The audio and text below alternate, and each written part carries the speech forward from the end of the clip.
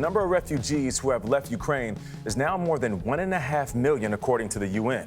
When you look at these photos of people and the families that have traveled for days just to reach safety, food, and warmth, it's hard to imagine that millions more could be displaced as the fighting spreads inside Ukraine.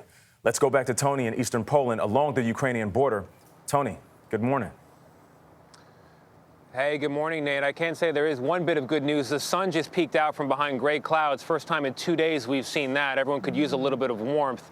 The big question a lot of people have in the United States and here is, could the United States do something more to stop the suffering in Ukraine? What are they doing now? What may be to come?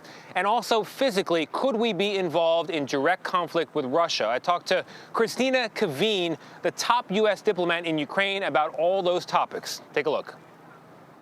What is your assessment of things as they stand today? Well, in Ukraine, unfortunately, the situation is quite dire. President Putin's forces have attacked in some major cities or encircled other major cities and attacked the communities around those cities. So Kyiv has very heavy fighting. Mariupol has already been overtaken by the Russians. Odessa has troops that are going towards it.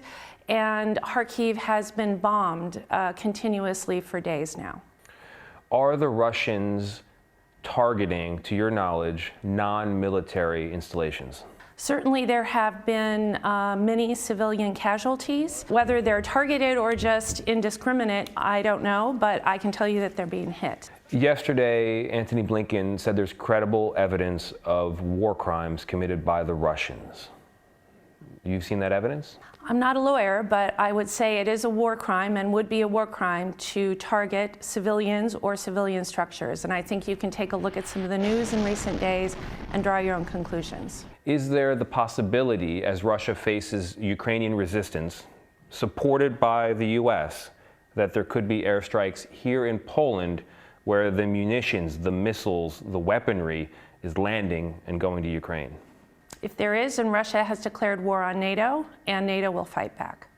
We've spoken to members of Congress who describe the situation that they've seen here on the border and also in Ukraine in terms that evoke World War II, Poland in 1939. Do you think those are fair? If you look at the pictures coming out of Kharkiv, if you look at the pictures coming out of Mariupol, where civilians are trying to flee and Russia is stopping them, shooting them on the street if they try to leave, I think that it certainly has some similarities to those other tragedies. That's saying a lot. How does this end?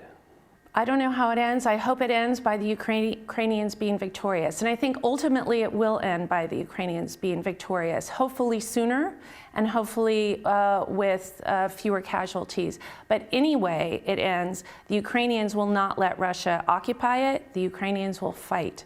They're fighting now and they will continue to fight. And I am convinced that the Ukrainians will ultimately win. I know, Tony, I was wondering that very same question. How does it end? If the bombing continues and people leave their homes, what is left of Ukraine? What does Putin really have at the end of the day? It's a good question, Gayle. One of the great fears I think everybody watching this from the outside, as well as the people in Ukraine have, is Putin may win militarily, but if he tries to then occupy, how long could this fight last? A very long time indeed. And that is the worry. And I want to add a detail to why we're seeing so many people over the border still coming in over my shoulder.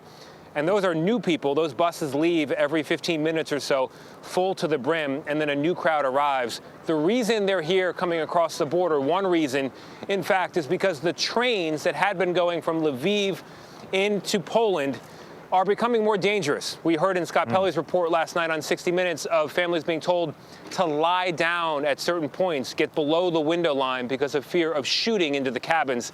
It gives you an idea, as the ambassador or acting ambassador said, all you have to do is watch the news to make a determination of whether there are war crimes here. Draw your own conclusions, guys. Exactly right. And you reported in the last hour about hangings and rapes. We hadn't heard that before. Tony, thank you very much.